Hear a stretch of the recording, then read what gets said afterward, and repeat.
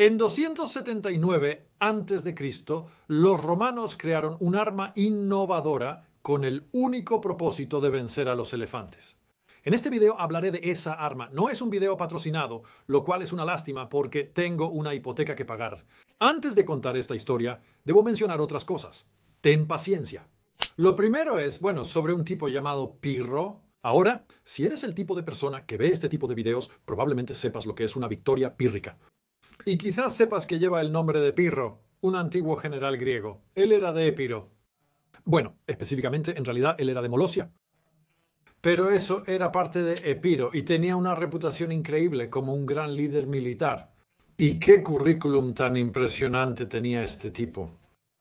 No habría tenido pasaporte, porque en esos días no los usaban. Pero si hubiera tenido pasaporte y necesitara escribir su ocupación, podría haber puesto algo como rey itinerante. Ahora, podrías pensar que la itinerancia y la realeza son ideas mutuamente excluyentes, pero no. En el mundo antiguo parecía existir un nicho para quien recorría diciendo «¿Rey disponible? ¿Alguien necesita un rey? Consiga su rey aquí, ame al rey. ¿Alguien necesita un rey?» Y más veces de las que quizás esperarías, alguien decía «Oh, oye, ¿sabes qué? De hecho, podríamos necesitar un rey». ¿En serio? Genial, ya hay rey.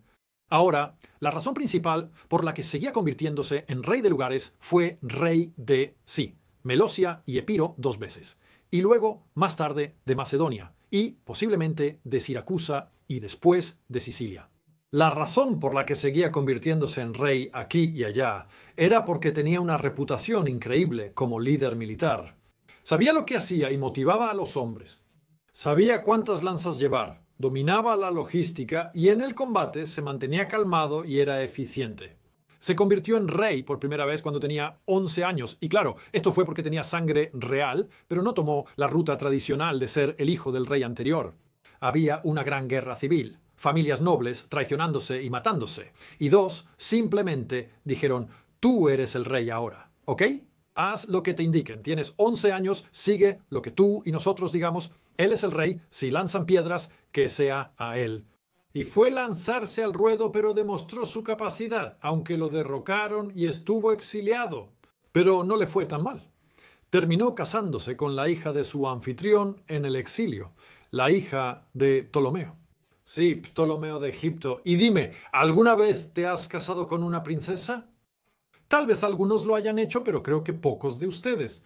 Si te casaras con una princesa, diría, bien hecho, Dan. Eso es hacerlo muy bien. Pocos lo logran. Nunca me he casado con una princesa. Pocos hombres logran hacerlo. Él no solo se casó con una princesa. Oh, no. Él se casó con 2, 3, 4, 5 mujeres, todas y cada una princesa. Increíble. 5 esposas, todas princesas. No sé si eso alguna vez ha sido igualado en toda la historia. De acuerdo. La primera murió en menos de un año. Quizá por el parto, no lo sabemos. Y otra lo traicionó uniéndose al otro bando. Pero ya sabes, me atrevo a decir que él veía el lado positivo, ya sabes, porque eso le permitió casarse con más princesas. Así que era bastante bueno casándose con familias reales, así que esa es una forma de convertirse en rey, pero principalmente fue porque era un muy buen general. Según Plutarco, Aníbal consideraba que él era el mejor general de todos los tiempos. Aunque según Plutarco, sí, el mismo Plutarco, Aníbal, en otra conversación con Escipión, dijo que Alejandro Magno era el más grande de todos los tiempos. Y luego Pirro, y luego, con modestia, yo, Aníbal, en el número 3, para gran molestia, supongo, de Escipión, que esperaba que fuera él. Ahora, Pirro se ganó una reputación, pero luego como que la perdió. Tuvo una victoria pírrica además. Verás, en realidad hizo algo parecido a lo de Aníbal, en el sentido de que invadió Italia, intentó aliarse con todos los diferentes estados subyugados por Roma, trató de que se unieran a él contra Roma y liberarlos a todos del yugo romano, y de paso conseguir un poco de botín, reputación, honor y gloria y todas esas cosas, es cierto. Y trajo elefantes. No sabemos con certeza qué tipo de elefantes trajo, pero probablemente eran indios. Esto es lo que suele pensarse. Algunos mahuts, entrenadores y quizá quienes los montaron en batalla, pudieron haber venido directamente de la India. De todos modos, cuando fue invitado por los tarentinos, de lo que hoy es Tarento, que en ese entonces era Tarantum, una colonia griega espartana en el sur de Italia, parte de la Magna Grecia, pensó, bien, perfecto, me apunto, hagámoslo. Y cruzó el mar con una fuerza principal, un ejército de no sabemos cuántos, pero decenas de miles desde Epiro. Y luego se unió con muchos aliados en Italia y luchó por toda Italia y peleó una gran batalla heraclea, y eso fue en el año 280 a.C. Y sí, de alguna manera ganó, pero a un costo muy alto. Muchos de sus mejores tropas, sus tropas que habían cruzado con él desde su tierra natal, fueron diezmadas. Tuvo muchas bajas, y muchas de esas bajas fueron oficiales también. Sus oficiales eran el pegamento que unía al ejército.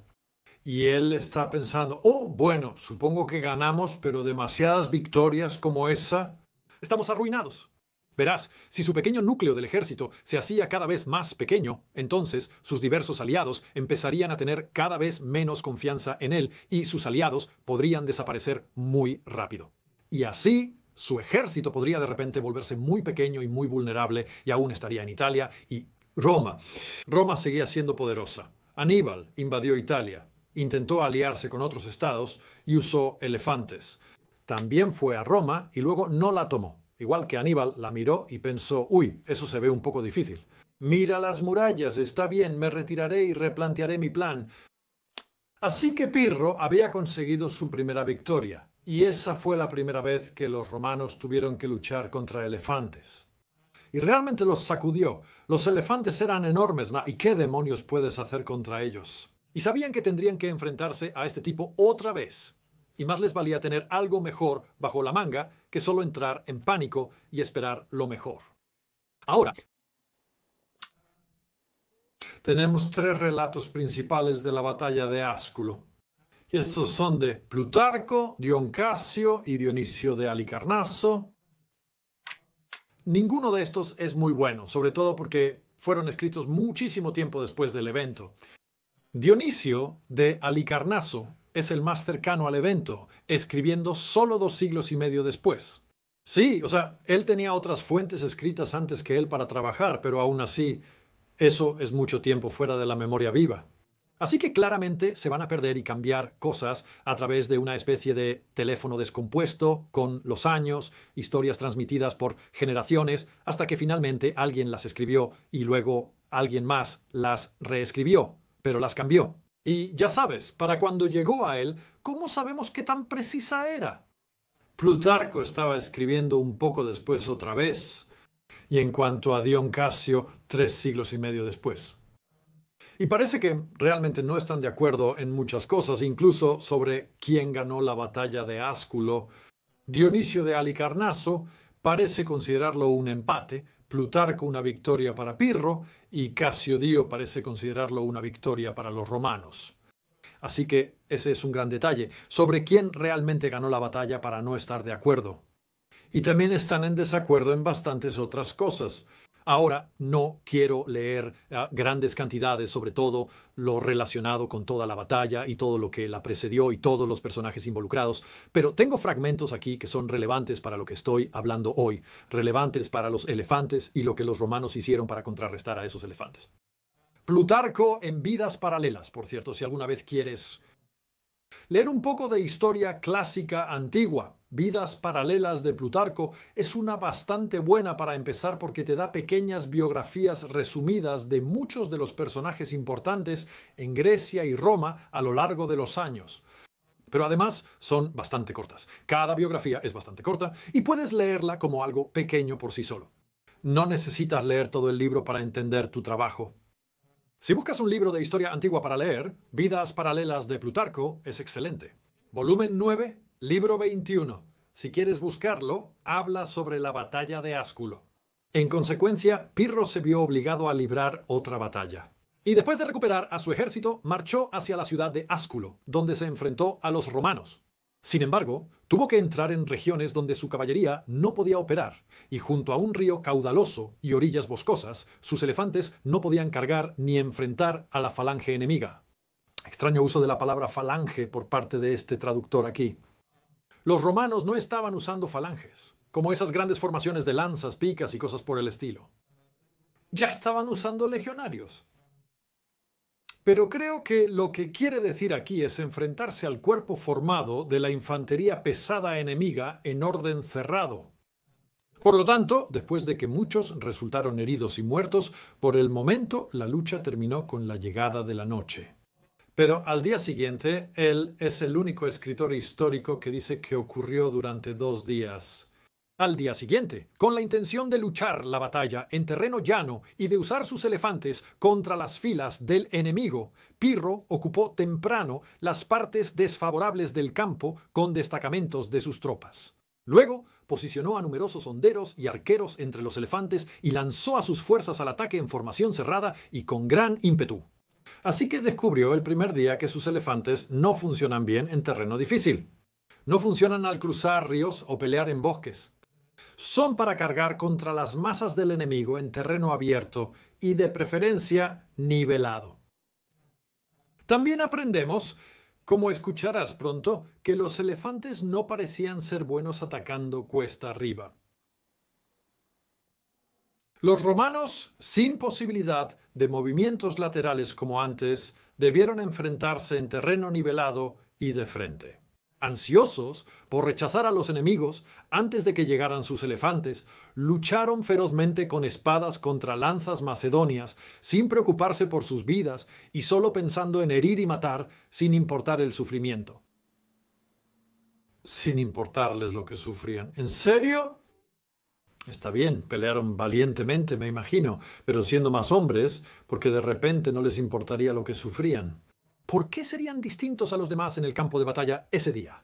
De todos modos, después de mucho tiempo, sin embargo, como se nos cuenta, empezaron a ser rechazados en el punto donde Pirro mismo presionaba fuertemente a sus oponentes, pero la mayor destrucción la causó la furiosa fuerza de los elefantes, ya que el valor de los romanos no servía de nada para luchar contra ellos, sino que sentían que debían ceder ante ellos como ante una ola que avanza o un terremoto devastador, y no quedarse en su lugar solo para morir en vano o sufrir todo lo más doloroso sin lograr ningún bien en absoluto. Bien. 2 oraciones antes dijo que a ellos no les importaba lo que sufrían, así que creo que ahí hay un poco de inconsistencia Plutarco. De todos modos, hay varias cosas importantes sobre esto. Lo primero que señalaré es que, definitivamente, sugiere que los elefantes eran muy importantes. Parece que los convierte en la principal preocupación de los despliegues, tanto de los romanos como de Pirro antes de la batalla, y luego, al final de la batalla, son los elefantes los que resultan decisivos. Así que, en segundo lugar, creo que es muy significativo que no mencione ninguna arma nueva desarrollada por los romanos para usar contra los elefantes. Bueno, si estos elefantes eran lo más decisivo, y este es el primer encuentro. Bueno, en realidad, el segundo encuentro es la primera guerra en la que los romanos se han enfrentado a elefantes. Es la segunda vez que luchan contra ellos. Uno pensaría que si desarrollaron alguna arma nueva que fuera efectiva contra los elefantes, él lo habría mencionado. ¿Por qué no consideró eso importante? Bueno, esto pone todo en duda, ¿ves? Solo tenemos la punta del iceberg para estudiar la historia antigua y sé por mi experiencia en recreaciones que puedes preguntarle a alguien inmediatamente después de que acaba de pelear una batalla o escaramuza qué acaba de pasar y estará equivocado. Así que escribir más de 2 siglos y medio después. Él podría estar muy equivocado, pero entonces los demás también podrían estarlo. ¿Hubo en realidad alguna arma nueva utilizada por los romanos contra, contra los elefantes? Dion Casio, volumen 1, libro 10, si te interesa, escribe: había un río no fácil de vadear que fluía entre los 2 campamentos, y preguntaron si él elegía cruzar sin ser molestado mientras ellos se retiraban, o si les permitiría cruzar para que las fuerzas pudieran enfrentarse intactas y así, en una batalla con condiciones iguales, la prueba de valor pudiera ser precisa. ¿Tú crees eso? Es una idea bonita, ¿no? Los romanos dieron ese discurso para intimidarlo, pero Pirro permitió cruzar el río porque confiaba en sus elefantes. De nuevo, gran énfasis en los elefantes, aunque solo hay pocos frente a decenas de miles de hombres, así que deben ser realmente importantes. Los romanos, entre otras preparaciones, prepararon como medida contra los elefantes vigas con puntas de hierro montadas en carros y erizadas en todas direcciones. Desde ahí planeaban lanzar fuego y varios proyectiles para detener a las bestias. Cuando comenzó el conflicto, los romanos hicieron retroceder a los griegos, con seguridad, pero lentamente, hasta que Pirro, llevando sus elefantes al combate, no frente a sus carros, sino al otro extremo de la línea, hizo huir a su caballería por el miedo a las bestias, incluso antes de que se acercaran. Así que parece que, sí, los romanos sí inventaron un nuevo tipo de arma, una especie de carro de guerra, pero Pirro simplemente los rodeó, atacó por los flancos en su lugar y usó sus elefantes contra la caballería romana. Y los caballos, totalmente no acostumbrados a estos enormes, raros, apestosos y extraños, simplemente bestias, se asustaron y huyeron. Y eso me parece muy fácil de creer. Quiero decir, los caballos modernos pueden asustarse por una bolsa de papas o, bueno, por casi cualquier cosa, francamente. Así que, ¿un elefante? ¡Oh, sí! Si un caballo no está acostumbrado a los elefantes, eso sin duda lo va a asustar. Sin embargo, sobre su infantería no infligió gran daño. Oh, así que tal vez no fueron tan efectivos entonces. Mientras tanto, algunos de los apulios habían salido contra el campamento de los epirotas. Aquí los llama pirotas, y al hacerlo provocó la victoria para los romanos, porque cuando Pirro envió a algunos de sus guerreros contra ellos, todos los demás se inquietaron y, sospechando que sus tiendas habían sido capturadas y que sus compañeros estaban huyendo, cedieron. Muchos de ellos cayeron. Pirro y muchos oficiales más resultaron heridos, y más tarde, debido a la falta de comida y suministros médicos, sufrieron grandes pérdidas. Fue antes de esto, batalla, y en este relato también habla de una devotio, una devotio.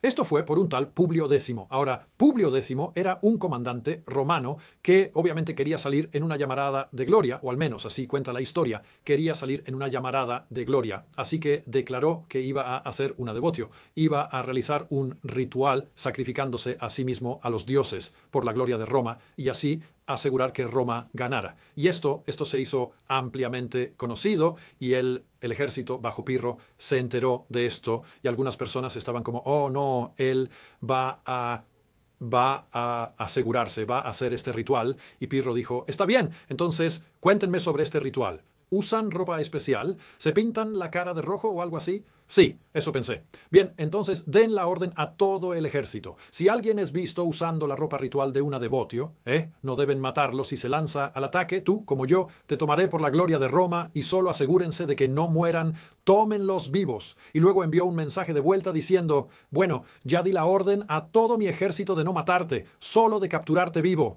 Así que tendrás una caída bastante ignominiosa y definitivamente serás capturado porque te lanzarás solo contra mi ejército. Así que en realidad no vas a derrotarnos a todos con tu espada. Así que, lo siento, no es una buena idea. Y Publio Décimo entonces decidió que en realidad los romanos probablemente iban a vencer a Pirro de todos modos, incluso sin el ritual. Así que ya no vio la necesidad. Ahora, más tarde, en otra acción, pero los samnitas, siendo presionados por los romanos, hicieron que él, o sea, Pirro, saliera de nuevo y al ir en su ayuda fue puesto en fuga porque un elefante joven había sido herido y, sacudiendo a sus jinetes, anduvo buscando a su madre, lo que hizo que ésta se alterara y los otros elefantes se pusieran turbulentos, así que todo se volvió un caos total. Finalmente, los romanos ganaron el día, mataron a muchos hombres y capturaron 8 elefantes y ocuparon las trincheras enemigas. De nuevo, esto muestra a los elefantes como realmente decisivos. Parecen marcar la diferencia entre quién gana, aunque haya tan pocos. Ya hablaremos de cuántos pudo haber habido en un minuto. Y algo que aparece en la historia una y otra vez es que sí, los elefantes, cuando funcionan bien, pueden ser geniales, pero si se asustan y empiezan a huir, pueden huir de manera muy impredecible en todas direcciones y pisotear a tus propios hombres. Y la pérdida de los elefantes. Incluso si no pisan a tu propio bando, si fallan, puede ser muy duro. Tienes esta arma maravillosa. Ah, los elefantes los van a aplastar, será fácil, y luego eso no pasa. Oh, así que vamos a tener que pelear esta batalla a la manera difícil. Eso puede afectar mucho tu moral. Así que sí, los elefantes podían ser una gran desventaja. Ahora pasemos a Dionisio de Halicarnaso. Esto es del libro 20, si lo quieren buscar. Las tropas ligeras y los elefantes, él los dividió, esto es Pirro, de nuevo, en dos grupos y los colocó detrás de ambos flancos a una distancia razonable, en una posición ligeramente elevada sobre la llanura, a una distancia razonable. Bueno, ya sabes, tú juzga qué es eso para ti mismo. En dos grupos. Bueno, presumiblemente dos grupos de tamaño igual, los latinos, campanios, sabinos, umbrios, volscos, marcanos, pelignos, ferentanos y sus otros súbditos, los dividieron en 4 divisiones y los mezclaron con las legiones romanas, para que ninguna parte de sus líneas fuera débil. Así que los romanos no confían en sus propios aliados, no confían en su lealtad, en su entusiasmo para pelear duro, y tampoco los consideran soldados particularmente buenos. Así que, en vez de tenerlos todos juntos en un solo lugar, lo que si luego eran atacados por el enemigo podría significar que entrarían en pánico y huirían. Habría una ruptura. Los mezclaron con sus propias tropas a lo largo de toda la línea, haciendo la línea más homogénea, sin punto débil, sin punto débil. Y dividiendo la caballería, tanto la suya como la de sus aliados, la colocaron en ambos flancos. Eso es bastante estándar. Cubres tus flancos con la caballería que se mueve más rápido.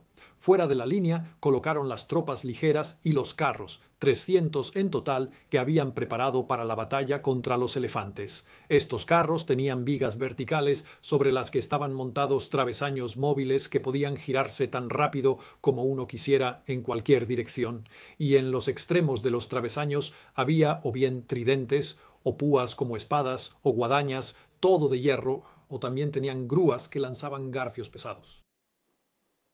Probablemente no todos los carros tenían esto, pero había 300 carros, cada uno tenía una viga vertical con un mecanismo montado que podía girar en cualquier dirección. Presumiblemente era una especie de bisagra o cadena, así que imagino postes largos con guadañas y tridentes. Me parece raro porque el tridente es un arma de empuje, no de golpeo. Tal vez tenía una cadena larga desde la viga a un tridente largo que se podía balancear para empujar. Pero ¿por qué un tridente y no una lanza? Los tridentes tienen 3 puntas, lo que quizá aumenta la probabilidad de acertar. Pero si las 3 golpean, cada una tiene menos fuerza. Sería mejor una lanza devastadora, pero aquí dice tridentes. Así que es algún tipo de arma oscilante sobre una viga vertical. Muchos de los postes tenían sujetos y sobresaliendo al frente de los carros garfios portadores de fuego envueltos en estopa, y la estopa... Imagina que has hecho una cuerda y luego la cuerda se ha podrido y sacas las fibras, como todos los hilos, tal vez de pedazos de cuerda vieja, tal vez la cuerda necesitaba ser reemplazada en un barco o algo así y está un poco podrida. No vale la pena reutilizar las fibras para hacer nuevas cuerdas. Así que en su lugar las usas para otra cosa, como para encender fuego, usarlas como yesca para iniciar incendios y hacer nuevas cuerdas con material fresco. Así que una estopa untada con brea, eso es algo para quemar. Que los hombres parados en los carros debían prender fuego tan pronto como se acercaran a los elefantes y luego lanzar golpes sobre las trompas y caras de las bestias. Además, parados en los carros, que eran de 4 ruedas, eso es bastante específico. Un carro estándar tiene 4 ruedas. Una carreta tiene 2 ruedas, un carro normal tiene 4 ruedas, pero es muy específico que estos tenían 4 ruedas, no son carretas. Había muchos de los soldados ligeros, arqueros, lanzadores de piedras y honderos que arrojaban abrojos de hierro, esas cosas con púas desagradables. Ahora me pregunto, ¿qué tan efectivo sería un abrojo contra un elefante? Y si miras el pie de un elefante, es una cosa grande, como de fondo plano, así que podrías pensar, oh, esa es una gran superficie para clavarle una púa. En realidad, esqueléticamente están de puntillas. Los huesos dentro de la pierna de un elefante son un poco como los de un ciervo o un caballo. Así que está de puntillas así. Y tiene una almohadilla enorme aquí. Para engrosar el pie. Si uno se atora en una almohadilla, seguro dolería y sería molesto, pero no creo que deje cojo a un elefante de inmediato. Son animales duros estos paquidermos. Pero de todos modos estaban lanzando abrojos de hierro y en el suelo junto a los carros había aún más hombres, así que había muchos hombres. Este era el orden de batalla de ambos ejércitos en el campo. Las fuerzas del rey eran 70.000 de infantería.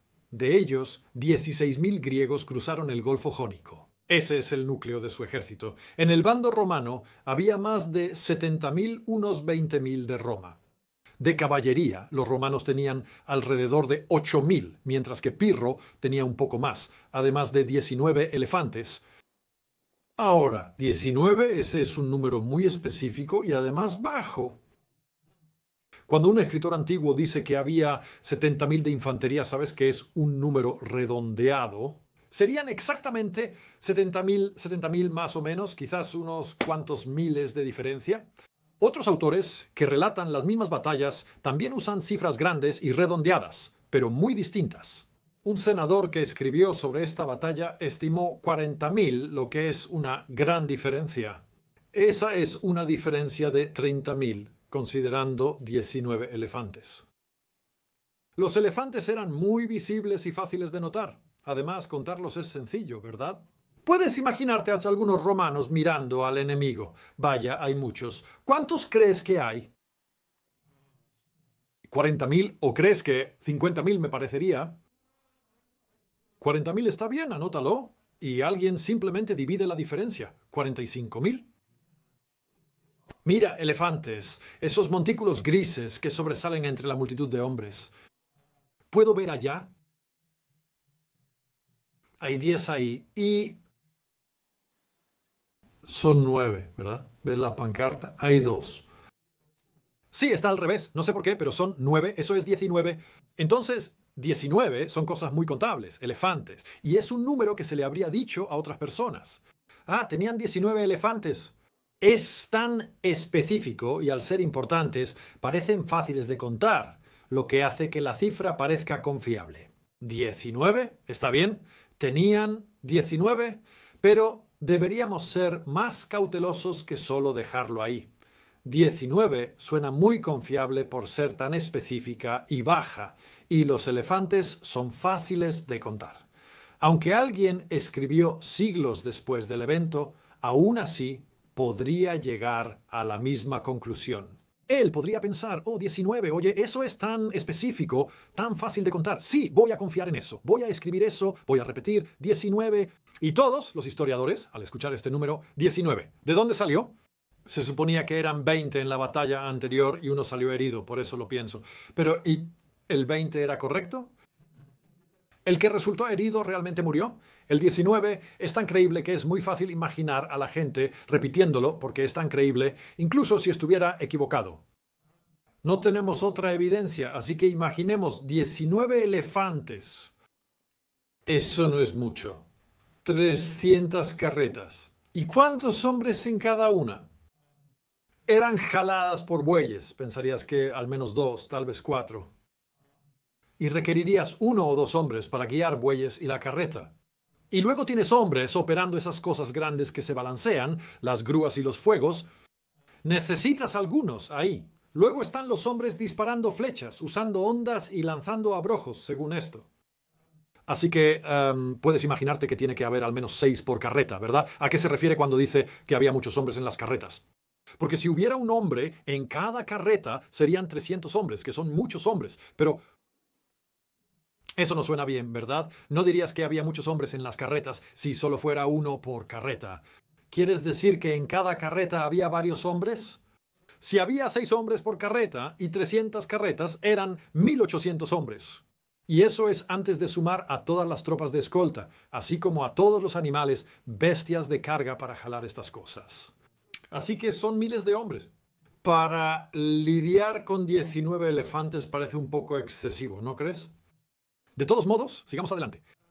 Luego describe cómo la batalla involucra a la caballería girando mucho y cómo los macedonios lo hacen muy bien contra los romanos. Pero desafortunadamente los epirotas, sí, creo que es epirotas, lo hicieron mal. Cuando el rey ordenó llevar los elefantes a la zona problemática, los romanos, en sus carros con postes, al saber que venían las bestias, salieron a su encuentro. Al principio, detuvieron el avance de las bestias, golpeándolas con sus máquinas y lanzando los garfios con fuego a sus ojos. Cuando los hombres en las torres dejaron de empujar a la bestia y lanzaban lanzas desde arriba, las tropas ligeras cortaban las pantallas de mimbre de los carros y los tendones de los bueyes. Los hombres de las máquinas saltaron de los carros, huyeron hacia la infantería y causaron gran confusión entre ellos. Bueno, hay bastantes detalles interesantes ahí, así que hay escudos de mimbre detrás de los cuales están los animales protegiéndolos. De acuerdo, es un detalle interesante. Y que los hombres en las torres, en los elefantes estaban empujando hacia ellos. Imaginas que estos carros no son muy altos, por lo que podrías enfrentarte a un elefante así. Puedes construir algo alto en la parte trasera de un carro para igualar la altura, pero parece que no han hecho eso porque están siendo atacados desde arriba y les están lanzando lanzas desde las espaldas de los elefantes. También dice que los hombres apostados en las torres ya no hacían avanzar a la bestia. Ahora, la forma normal en que se representan estos elefantes antiguos es con una torre con algunos soldados dentro, y luego, sentado a horcajadas sobre el cuello, frente a la torre, totalmente desprotegido y generalmente ni siquiera armado, está el mahut, a menudo un tipo indio. Ahí está, con un turbante, hola, y solo tiene un palo para guiar al elefante, y está muy expuesto. Tan expuesto, pensarías que no se molestarían en dispararle al elefante o a los de la torre. Simplemente le disparan al mahut, le disparan al tipo que está guiando la cosa. Así que me parece bastante sensato. Aunque él pueda entrenarlo, pueda alimentarlo, pueda montarlo hacia la batalla, una vez iniciada la batalla y estando al alcance de flechas enemigas, el mahut puede bajarse o entrar a la torre para controlar a la bestia desde un lugar más protegido. Ahora, más tarde, algunos aliados romanos aparecen durante la pelea. Observan la pelea y piensan, oh, no estoy completamente seguro de lo que está pasando. No cargamos ahí porque no distinguimos entre amigos y enemigos. Oye, ahí está el campamento enemigo. ¡Brillante! Gran oportunidad de obtener botín y ayudar a nuestros aliados. Hagamos el bien para distraer y desmoralizar al enemigo. Ataquemos el campamento. Pirro, al enterarse de esto, por el informe de un jinete que cuando comenzó el asedio al campamento atravesó las líneas enemigas con su caballo y espoleándolo. He visto esa frase en muchas traducciones antiguas, espoleando el caballo. No usaban espuelas en este periodo, así que realmente es una mala elección de frase.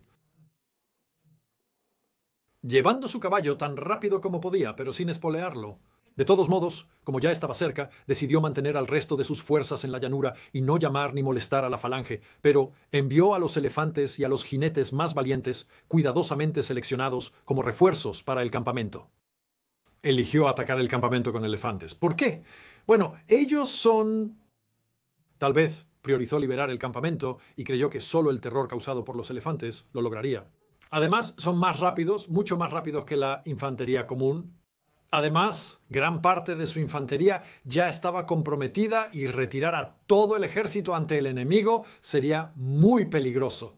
Quizás los elefantes eran una unidad de la que él sentía que podía prescindir en ese momento. Si hubiera tenido un uso prioritario, como aplastar el centro enemigo, uno pensaría que eso haría. Así que parece que no lo hizo. De todos modos, a través del entorno, pronto a la mano, decidió dar el resto. Elefantes y los caballos más valientes fueron elegidos como refuerzos, el campamento. Pero mientras estos aún estaban en camino, el campamento fue tomado repentinamente y prendido fuego. Aquellos que habían acompañado esta hazaña, al enterarse de que las tropas enviadas por el rey bajaban de las alturas contra ellos, huyeron a la cima de una colina, a la que no podían subir fácilmente ni las bestias ni los caballos. Y luego continúa, los elefantes, al no poder subir la altura, no les causaron daño, ni tampoco el escuadrón de caballería. Arqueros y honderos lanzaron proyectiles desde todos lados, hiriendo y destruyendo a muchos, por eso no estaban muy lejos. Estaban muy cerca, pero no lograban alcanzarlos ni a caballo ni con elefantes. Siguiendo el ejemplo del rey, los cónsules romanos también retiraron a sus tropas cuando ya casi era el atardecer, y, cruzando el río con ellas, las llevaron de regreso a su campamento mientras ya caía la oscuridad. Las fuerzas de Pirro, habiendo perdido sus tiendas, animales de carga, esclavos y todo su equipaje, acamparon en una colina donde pasaron la noche siguiente a la intemperie, sin equipaje ni asistentes, y sin estar bien provistos ni siquiera de los alimentos necesarios, de modo que muchos hombres heridos en realidad perecieron cuando podrían haberse salvado si hubieran recibido ayuda y cuidados. Ese fue el resultado de la segunda batalla entre romanos y Pirro cerca de Asculum. Así que, ¿eso suena como una victoria para los romanos o para Pirro? No, eso suena más o menos como un empate, ¿no? Pero esa vez él le da un papel estelar al arma de la que estamos aquí para hablar, estos carros de batalla con su extraña descripción. Ahora, los romanos nunca habían usado estos antes, y están claramente descritos como específicamente para usarse contra elefantes. Así que pensaron que era tan importante que reunieron 300, un número grande y redondo. 300 es mucho, ¿no? Eso es como 16 vagones por elefante, lo cual parece exagerado. Así que quizá no deberíamos creer eso. Pero por otro lado, si estos vagones eran bastante lentos y pesados, y es fácil imaginar que así eran, y que tenían dificultad para cruzar terrenos difíciles, y eso también es fácil de creer, podrías pensar, bueno, si solo tenemos uno contra un elefante, el elefante simplemente va a correr, rodearlo y seguir adelante. Lo va a maniobrar. Necesitamos muchas filas de esto para frenar a los elefantes. Y si los elefantes intentan pasar entre ellos, deben estar lo suficientemente juntos para que estas armas oscilantes puedan alcanzarlos, cortándolos mientras avanzan.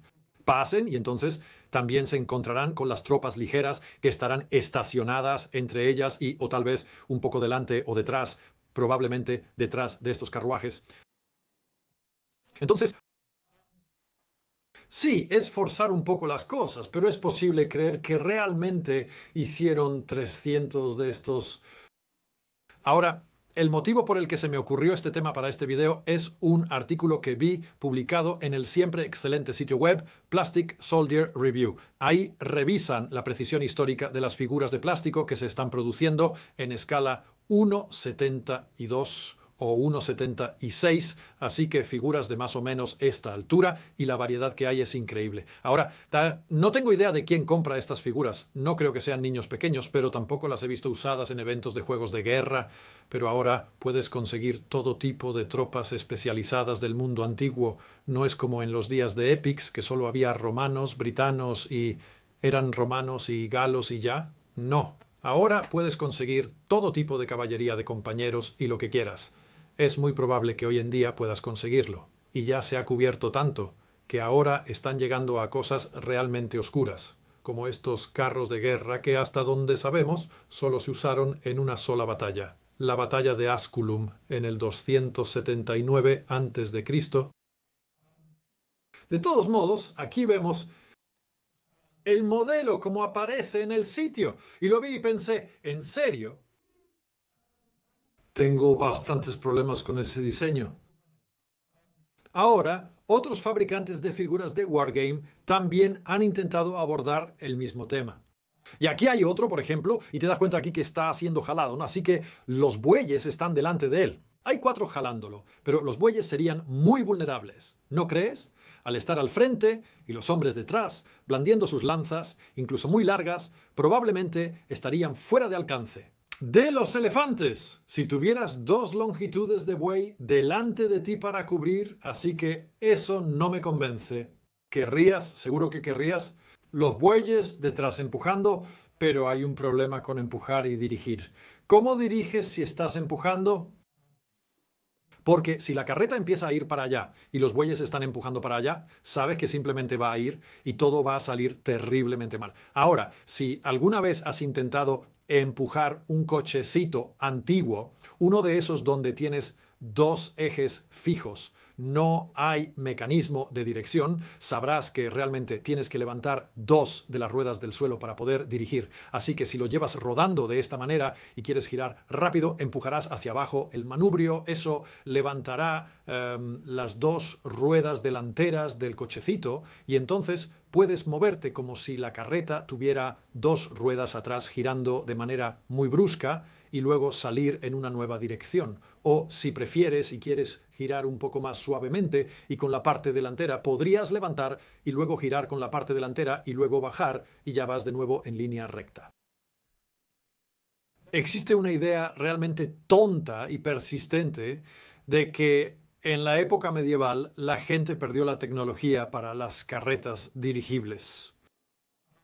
Como muchas malas ideas, es francesa. En 1872, un tipo llamado Viollet-le-Duc publicó por primera vez esta idea bastante tonta y dijo: «Oh no, se les olvidó», porque él no conocía ninguna publicación francesa importante con evidencia de carretas dirigibles en la época medieval, por lo tanto, según él, no existían. Y otras personas empezaron a repetir esto y apareció en más y más publicaciones. Alguien llamado, lo tengo anotado aquí, Lefebvre de Noailles. Él decidió que, o no, fue hasta el siglo XVI cuando las carretas dirigibles regresaron. Ahora sabemos, hoy en día, que desde al menos la cultura de Hallstatt, hace un par de milenios, en la Edad de Hierro tenían carretas dirigibles. Los romanos definitivamente tenían carretas dirigibles y hasta 1956 alguien llamado Gilles Gilles, no tengo su primer nombre, publicó la idea. Bueno, él encontró un sello de 1396 que mostraba claramente una carreta medieval dirigible y su conclusión fue que, ahí fue cuando se reinventó la carreta dirigible. Sí, en la época medieval tenían relojes mecánicos que funcionaban, inventaron los anteojos y las brújulas y un montón de mejoras en los arreos de caballos, con diferentes collares para jalar cosas, diferentes arneses, mejores herraduras y demás. Entonces, ¿por qué les resultaría tan difícil una carreta dirigible? Pero aquí está, para mí, la prueba definitiva. Sabemos con certeza que en la época medieval tenían carretas y sabemos con certeza que tenían esquinas. Y solo voy a juntar estos dos hechos y decir sí, tenían carretas dirigibles, por supuesto que podían doblar en las esquinas. Ahora, mucha gente dirá, pero mira esto, mira esta imagen de una carreta medieval. ¿Ves cómo se dirige? ¿Ves que solo tiene ruedas una detrás de la otra? Parecen fijas, no se muestra ningún mecanismo de dirección y mira, tiene una sola viga de madera que recorre toda la longitud de la carreta y luego continúa hacia el frente donde están enganchados los animales de tiro. Sí, mira la perspectiva en esta imagen, mira el frente y la parte trasera. Estamos viendo la carreta desde el frente y desde atrás. ¿Está curvándose lejos de nosotros? No. Está completamente fuera de perspectiva. La persona que dibujó esto no podía dibujar cosas con precisión. Mira esta rueda, mira cómo está representada la rueda. ¿Ves que el eje está en realidad a la misma altura que esa viga, no por debajo de ella, donde presumiblemente tendría que estar, a menos que la atravesara, lo que interrumpiría la viga y entonces la viga no tendría fuerza? Eso tiene que estar mal. Esto tiene que estar mal. Vemos otras imágenes de carretas medievales donde se parecen mucho más a una carreta moderna, dirigible, creíble. Y notarás que la rueda delantera y la trasera son de diferentes tamaños. Ahora, ¿por qué las ruedas de las carretas, como tan a menudo sucede, son de diferentes tamaños? Bueno, tal vez tú lo sepas, pero de nuevo, puede que haya alguien en la sala que necesite que se lo explique y lo haré por ti. Bueno. Quieres que la rueda sea lo más grande posible para que el viaje sea suave. Si tienes una piedra y una rueda del mismo tamaño, la rueda la pasará sin problema. Pero si la rueda es mucho más pequeña que la piedra, al llegar podría detenerse o tener dificultades. Podría no lograr pasar por encima o podría subir y luego, al avanzar, tendrás un viaje mucho más brusco e incómodo con ruedas pequeñas. Así que quieres hacer las ruedas lo más grandes posible, pero hay límites en cuanto a qué tan grandes puedes hacerlas. Si quieres poder levantar cosas y cargarlas en la parte trasera de la carreta con relativa facilidad, hay una cierta altura que no quieres sobrepasar. No quieres tener que estar levantando todo hasta allá solo por tener una rueda muy grande. Así que una altura así es normal para una carreta y por eso tienes ruedas grandes, pero no descomunalmente gigantescas. Por eso quieres que las ruedas sean grandes. Entonces, ¿por qué no hacer también grandes las de adelante? Idealmente, quieres que la parte inferior de la carreta, la base, esté nivelada así que tienes la rueda grande atrás, pero al frente necesitas el mecanismo de dirección. Así que entre la parte inferior de la carreta y el eje delantero necesitas algún tipo de mecanismo de pivote para que el frente realmente pueda girar, para que las ruedas delanteras puedan dirigir. ¿Ves que tienes un mecanismo de pivote al frente? Bueno, eso significa que el eje tendrá que estar más bajo, y si el eje está más bajo, la rueda tiene que ser más pequeña. Pero en realidad hay una segunda razón, porque, de nuevo, puedes ver en esta imagen la ventaja de una rueda delantera pequeña. Es que tu ángulo de giro puede ser mucho más cerrado. Si tienes ruedas traseras muy grandes, se bloquearán porque golpearán los lados de tu carreta, mientras que si son mucho más pequeñas, y notarás que muy a menudo los lados de las carretas se abren para dar más espacio a las ruedas delanteras al girar. Así que ahora puedes girar una esquina bastante cerrada con tus ruedas delanteras más pequeñas. Así que ahí lo tienes. Por eso las ruedas de las carretas son de diferentes tamaños, adelante y atrás. Y también lo eran en la época medieval. Carretas medievales. Una tiene 4 ruedas, un carro 2. Las carretas medievales podían girar, igual que un carro. Por supuesto, no necesita un mecanismo de dirección, porque con 2 ruedas simplemente puedes, es como un cochecito bajando sobre 2 ruedas. Puedes girar fácilmente en un carro, pero una carreta tiene un problema. Ahora, se han encontrado y hay imágenes de carretas ceremoniales que se armaban para mover íconos religiosos y cosas así, pero las carretas comunes de trabajo diario, las que intentaban mover grandes cantidades de mercancía por el campo, esas no han sobrevivido. Y estoy bastante seguro de que podían girar en las esquinas, así que los romanos habrían tenido una carreta dirigible, y aunque algunas reconstrucciones las muestran con 2 ejes fijos y grandes ruedas macizas, en realidad usaban ruedas con radios.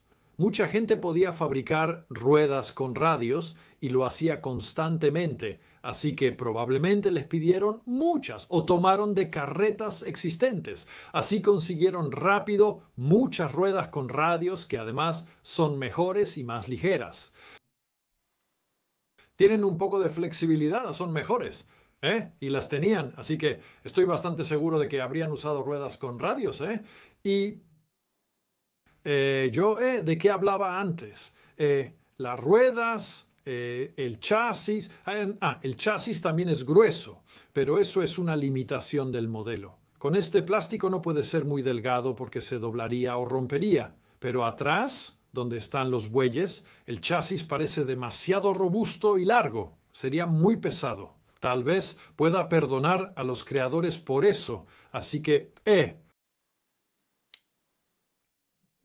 regresemos a este modelo. No me gusta la forma en que se representa el mimbre, al menos se muestra como mimbre, pero es totalmente liso por dentro, lo cual no es muy bueno para la persona que tiene que pintar el modelo, pero además simplemente no se ve realista. ¿Por qué sería perfectamente liso por dentro? Es mimbre, va a ser irregular, áspero y hecho de manera improvisada. Y si acaso solían poner cuero en el exterior del mimbre, así que si hubiera un lado liso, probablemente sería el exterior. Y el mimbre parece que fue hecho en una computadora. Es tan geométricamente perfecto que no me gusta. Y otra cosa que no me gusta son estas pequeñas almenas, que para mí no parecen funcionar en absoluto. Solo tienen 2 soportes verticales. Así que si entrelazas una vara entre 2 soportes, ¿qué evitaría que simplemente se caiga? ¿Qué es lo que se muestra en este modelo? Supongo que podrías usar solo 2 soportes verticales y doblar una vara en forma de 8, lo cual funcionaría, aunque no podrías usar una vara muy gruesa porque se rompería. Eso no es lo que muestra el modelo. El trabajo de mimbre no es el mejor, pero al menos está representado como tal. Ahora, el marco grueso, la artillería, así que al frente tenemos a 2 hombres manejando una pieza de artillería.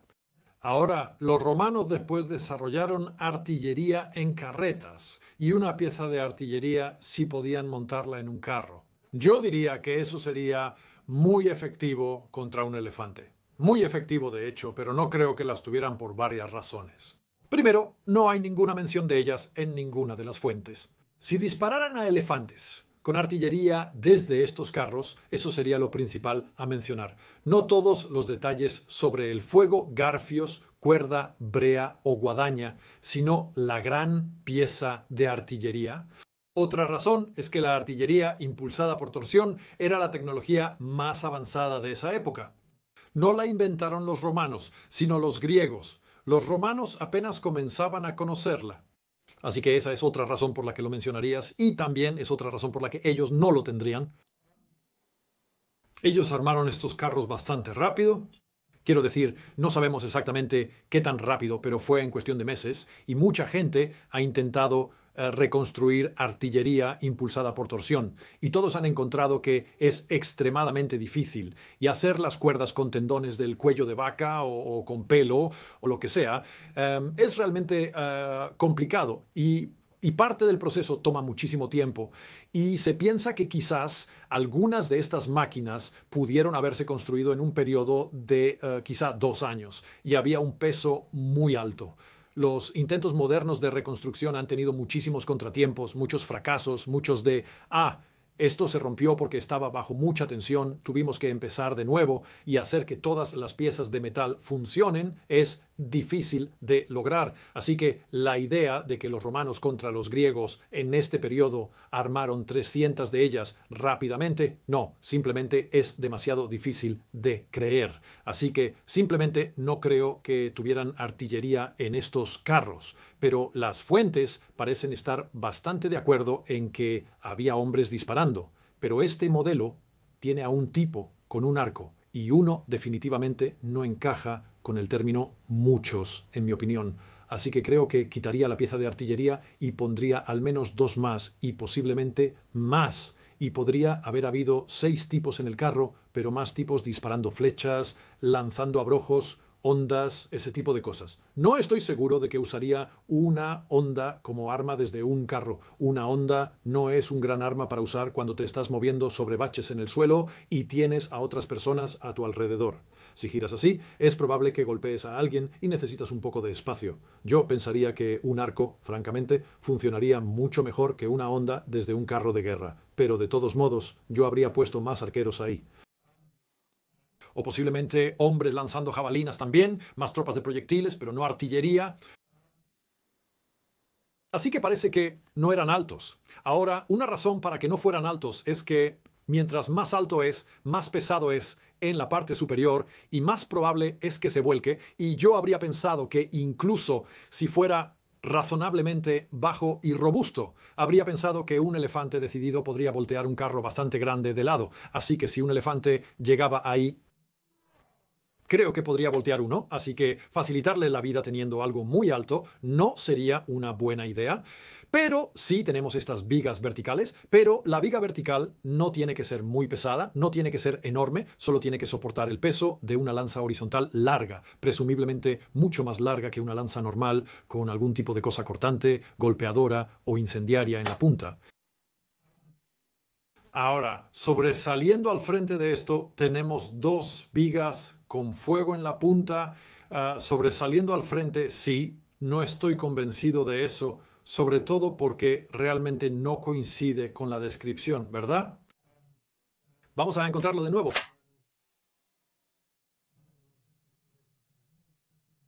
Erizándose en todas las direcciones, sí. Oh, perdón, ese es Dion Casio. Perdón por esto, claro, siempre va a ser la última pieza, sí. Vigas verticales donde se colocaban travesaños transversales móviles.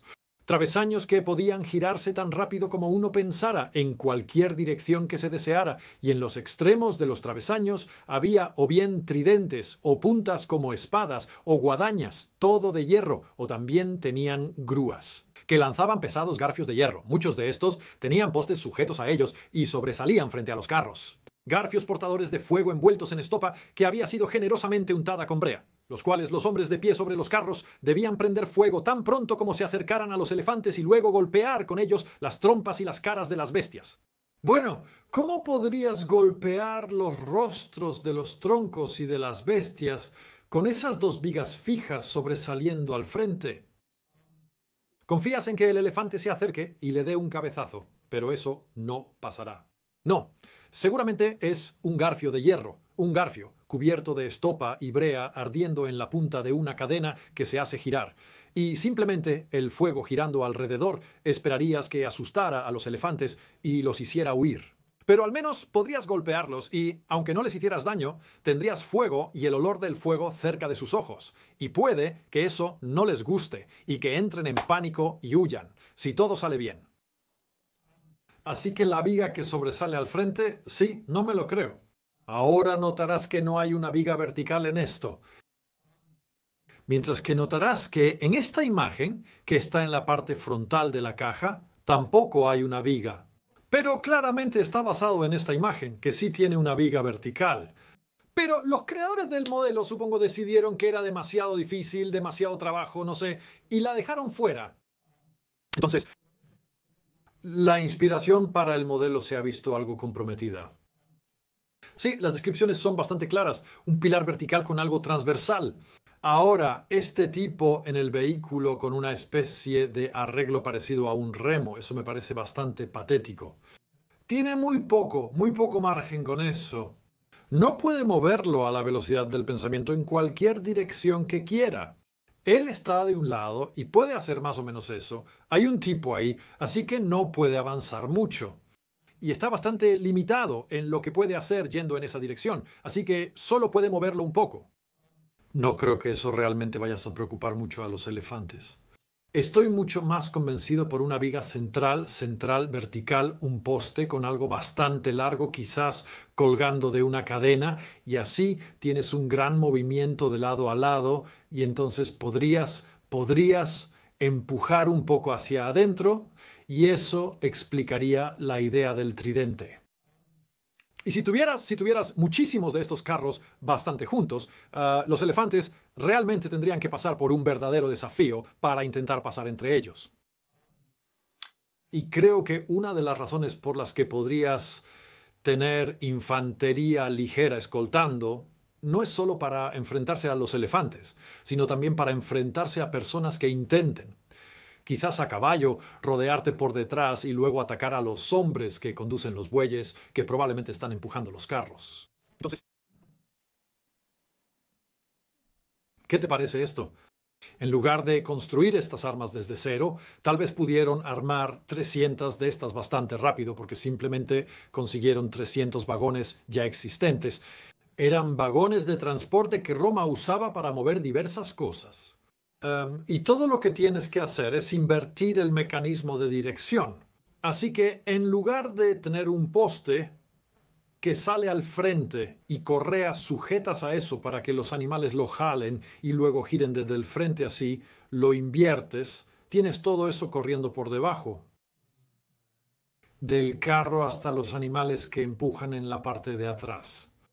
Pero todavía tienes ruedas delanteras que se pueden dirigir y podrías tener una especie de timón. Ahora, si tenían el timón bajo, por supuesto no tendrías mucho movimiento hacia la izquierda y la derecha porque chocarías, bueno, si te ibas demasiado hacia ese lado, chocarías con el costado del carro si tenía un entramado protegiendo a los bueyes. Pero antes de eso chocarías con los bueyes. Así que tendrías un círculo de giro muy grande. Así que tal vez la barra de dirección tendría que salir de debajo de la carreta, luego pasar por encima de los bueyes y después bajar de nuevo por conveniencia, y podrías tener una barra de dirección controlando las ruedas delanteras de esa manera. Así que haces eso y las ruedas apuntan hacia allá y luego vas en esa dirección. Todavía tendrías un círculo de giro bastante grande, pero al menos podrías ir al campo de batalla por los caminos y, una vez en el campo de batalla, podrías avanzar en una gran línea lentamente por el campo con este sistema de barra de dirección. Lo que tienen en este modelo es una barra de dirección unida al yugo de los bueyes. Así que los bueyes en realidad están siendo girados, pero no creo que eso funcionara muy bien, porque si están empujando y esto se gira, digamos que gira hacia allá y ellos empujan, simplemente, oh no, espera, tenemos que detenernos porque todos tienen que retroceder. Oh no, no creo que eso funcione. Así que la caña del timón tendría que no ser. Dirigiendo las ruedas delanteras, no a los bueyes. Y no veo ninguna razón por la que no se pudieran poner pantallas de mimbre sobre los bueyes, para que cualquier proyectil lanzado desde los elefantes o incluso simplemente dejado caer sobre los carros de guerra por la infantería común no eliminara a las bestias que empujan detrás. Así que creo que sí, creo que empujarían, no jalarían. Creo que los bueyes serían demasiado vulnerables al frente y también creo que harían que el alcance de las armas oscilantes fuera simplemente patético y fútil. Así que quieres poder girar libremente sin que ningún animal de carga te estorbe al frente. Así que quieres bestias detrás de ti empujando. Se menciona en las fuentes a los bueyes y estos están detrás de algún tipo de pantallas de mimbre. Eso afirma Dionisio de Halicarnaso porque el enemigo debía abrirse paso para llegar. Así que puedes imaginarte que al menos en los lados y en la parte superior de los bueyes tienes eso. En la parte trasera probablemente tendría que estar razonablemente abierto para que el timón pueda moverse, aunque supongo que podrías tener una ranura para eso. Entonces, ¿dónde estarían los hombres? Estarían dentro del mimbre.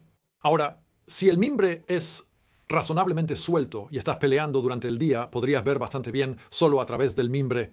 Quizá no necesitarías tener ventanas exactamente. Así que puedo creer que si tienes a un hombre detrás de cada carreta, apostado con la infantería ligera, gritando órdenes también como «te estás yendo demasiado a la izquierda» o lo que sea, podrías tener a los hombres realmente junto a los bueyes. Pero por supuesto, eso también significa un mayor volumen protegido por mimbre, lo que implica un mayor peso de mimbre, y todo se vuelve más pesado y difícil de manejar. Hablando de eso, ¿qué tan anchos habrían sido? Mientras más anchos los hagas, más estables son y más hombres caben. Y mientras más estables sean, más puedes balancearte con algo más grande y pesado sin que se tambalee demasiado, y será más difícil que un elefante lo voltee. Así que todo eso está bien. Sí, el problema es que mientras más ancho sea, hay muchos problemas logísticos. Tienes que llegar a la batalla. Tienes que llevarlo por un camino. ¿Qué tan anchos son todos los caminos y senderos entre donde estás y donde va a ser la batalla? ¿Cuántos animales tienes para mover esto y dónde los estacionarás? Y mientras más largo sea el eje, más fácil es que se rompa en el medio. Y muchos carromatos eran muy cuidadosos con su ancho por esa razón. Querían que fueran resistentes, así que querías minimizar la longitud del eje, así que sospecho que probablemente tenían el ancho estándar de los carromatos. Creo que eran carromatos estándar, la verdad. Así que eran empujados, cubiertos de mimbre con brea y estopa ardiente. Eso está bien. Los romanos tenían acceso a cadenas y materiales que no se quemaban. Y así podías intentar golpear a los elefantes. Entonces, ¿funcionaron? No, la verdad no. Prueba de esto es que los romanos no las usaron otra vez. Si fueran tan buenas, seguramente las habrían reutilizado. Cuando Aníbal cruzó los Alpes, habrían dicho 300 carros rápido. Funcionó de maravilla la vez pasada, pero parece que nadie siquiera lo mencionó. Y el éxito de ellos no es precisamente impresionante en estos relatos, ¿verdad? En el último de los relatos que les leí terminó en empate. Y los propios vagones son destruidos y los hombres huyen de ellos. Así que los vagones son en su mayoría un fracaso. Y puedes imaginar que fueron un enorme desperdicio de recursos. Tantos hombres, tanta logística. Piensa que tienes que mover 300 vagones adicionales. Así que eso es un extra de, ¿qué? 600 a 1200 bueyes que tienes que mover y alimentar. Debes llevarles forraje o encontrar pasto para todos, lo que crea un gran problema logístico. Hay una enorme cantidad de personas involucradas si realmente tenían 300 de estos solo para contrarrestar a un pequeño número de elefantes. Y los romanos idearon mejores formas de hacerlo, después cambios de formación, mejor uso de tropas ligeras. Intentaron usar abrojos otra vez, quizás sí funcionaron. También intentaron usar cerdos en llamas y algunas otras formas, pero los métodos más exitosos fueron simplemente usar tropas convencionales, solo volver a entrenar a las tropas para enfrentarse a los elefantes y no tenerles demasiado miedo. Y tampoco había tantos elefantes. Así que ahí lo tienes. Esa es mi reacción a este modelo.